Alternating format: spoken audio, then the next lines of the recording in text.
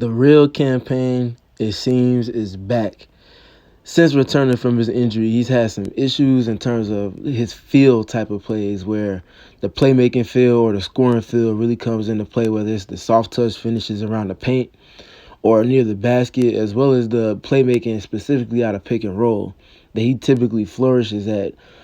That's kind of been missing from the diet since he's come back from his injury. And over the last two games, including last game against the Bucks, and of course last night's game against the Magic, we've seen it resurface in a rather loud fashion, with him exuding a lot of the turbo energy that gave him that nickname.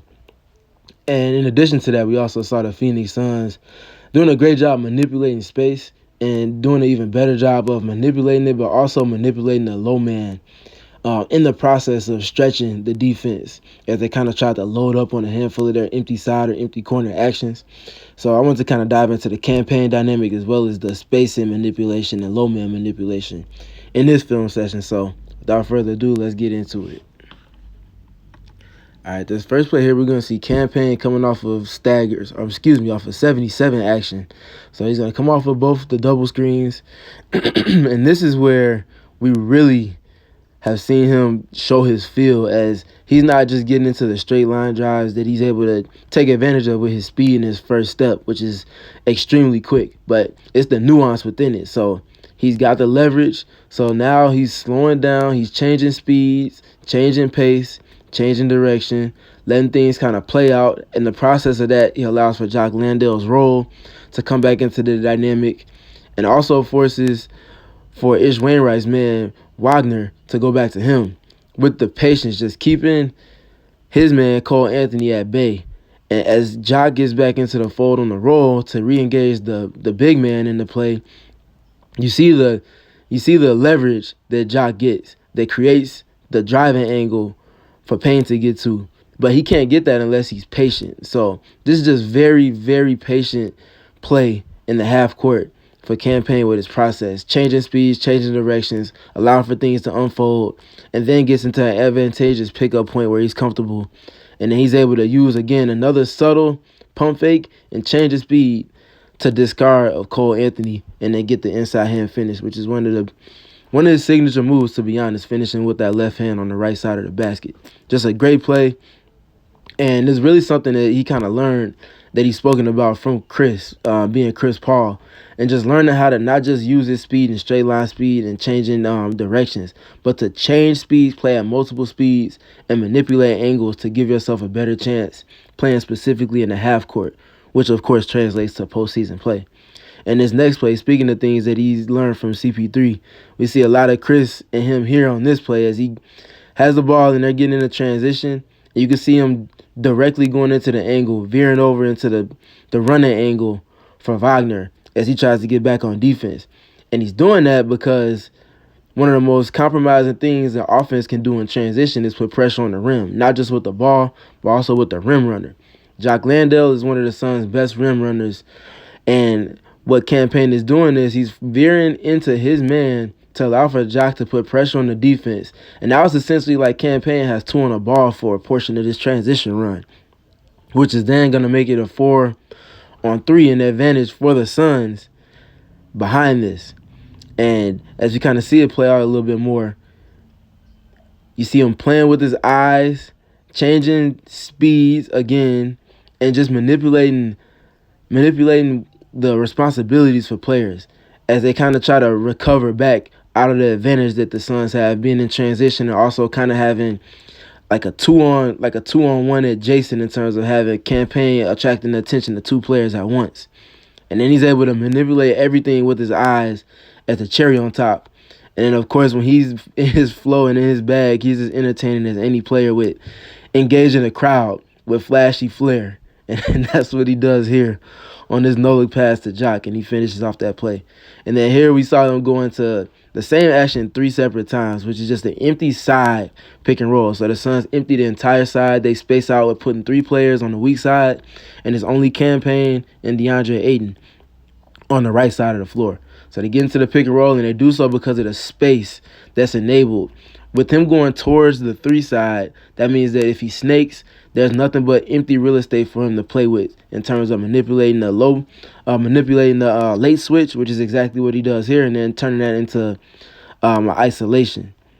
So we see him get back to it, and here he's actually going to go into the catch and shoot three. But there's going to be the next play here. We see him get back into it, and now he's going to get into the snake dribble. He's going to manipulate the late switch. As you can see him engaging Carter Jr., and now he's out there, and then Cam's just in space, and he's in rhythm, and just able to knock this down. Just all impressive. So we got the catch and shoot on the first attempt, and then we got him dragging out the late switch on the next one, both of which the Suns need him to do at an extremely high rate of efficiency, especially once the team gets back whole. And then near the third rep in a row, they're getting back into that exact same action. He's going to drag the late switch, and then he's going to break the rhythm. Through all of these dribbles, he's just breaking the rhythm of Wendell Carter Jr., and then he's going to get into that floater, but he can't get into it, especially going over a player that's obviously a lot taller than him and also has the reach advantage on him. So how do you counter all of that? You break his defensive rhythm with these mesmerizing dribbles. This is all just to get him to slow his feet down and to get him to just start thinking a little bit more rather than just reacting on defense. That's exactly what he does. He's able to get to an advantageous pickup point, and then he finishes it off with a great soft touch floater. And then on this last rep here from Cam, we're going to see him, again, just in flow. And then we're going to zoom this back out because that's an excellent pass, but it's the little things that he does to manipulate the reaction advantage in the pick and roll game. So he gets off of the initial screen, does a great job with his patience. Ayton does a great job with his angle. But it's this throw-ahead dribble, this little separation dribble that Cam is extremely good at getting to his left hand. It allows for him to kind of engage the drop defender a little bit more just because this dribble insinuates that you're getting ready to go downhill. And you can see once he throws the dribble out ahead as he turns the corner, how it engages Carter Jr. And then from there, Cam has him on the string because he can see that based off of the angle shifting of Wendell Carter Jr.'s feet that he's committed to him. And now he has two on him briefly, allows for him to hit DeAndre Ayton before the tag can get there, and then Ayton's able to get into this finish at the basket. And now we're going to get into the manipulation of space and the manipulation of low man that the Suns got into a handful of times. And this is not new to them, but it's the cadence at which they're going about doing so, and also some of the scenarios that they're doing it in. So here is going to be in transition, as you can see, as we talked about with Payne. This time it's coming in the early portion of the game, and with Devin Booker instead, the Suns empty the entire side of the floor in transition. You see all three players spaced out on the weak side, and then we see Devin Booker come off. And look at this glance that he gives because he knows that Bol, being the low man, is going to be coming over at some point. So Devin Booker's being patient, and as he's doing so, he's also looking at Ish Wainwright, who's peeling in early. And knowing that the low man is going to peel in, he's going to screen the next man, who will be the sink man. So we got Bol as the low man who's going to step over to put out the fire. And Devin Booker's being patient, waiting for the defensive dominoes to slowly fall. As soon as they get ready to commit, that's when he decides to drive. He engages the low man. And then look at this exit screen set, this pin in the exit screen set from Ish Wainwright, anticipating what Devin Booker's going to do and compromising the defense, getting the dominoes to fall. And then this back-crushing screen from Ish just completely discards of Wagner. And the entire backside of the floor here opens up number of real estate for T. Ross, and he knocks that three-pointer down. Just great communication, great game plan waiting there from the Suns. On the fly and in real time. That's just very impressive to see. And then next we're going to see them get into it again. This time they go into a little bit of the elbow action. And then this is after a timeout, actually. So this is pretty much a set play, knowing what they're coming into it, trying to take advantage of. So they get the handoff here in the empty corner with Josh Okogie, knowing that that's going to suck in the low man, who's Gary Harris here, even slightly. And you can see him adjust his positioning as they get into the dribble handoff. You see the dribble handoff coming. Gary Harris is the low man.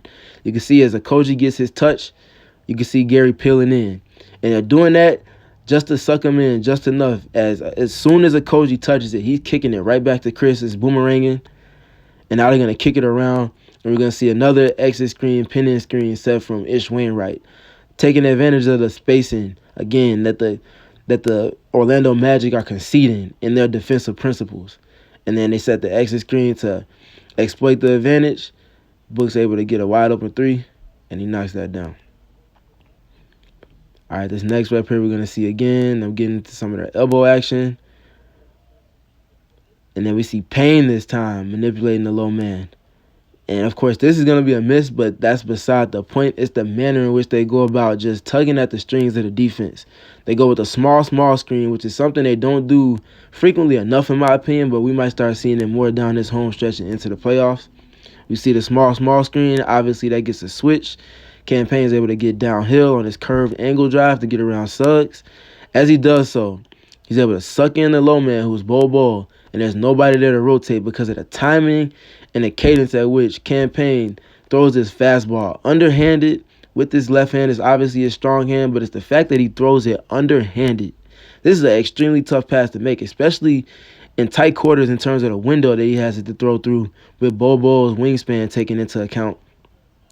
And then also, just looking at the location, he hits Ish Wainwright right in his shooting pocket. This is an extremely impressive pass. Again, manipulating space, sucking in the low man. Of course, Ish doesn't knock that one down, but it's the premise of it here that we just see from a great process from the Suns and knowing what to exploit from a defense. And then on this last rep here, we're going to see off of Devin Booker's ISO touch. It was initially mid-post. It gets backed off because of good defense from Gary Harris. Nonetheless, we're going to see them again. Devin Booker being patient on his isolation, knowing that he's not going to get single coverage. They're going to give some type of extra help outside of the nail help we see from Boncaro here.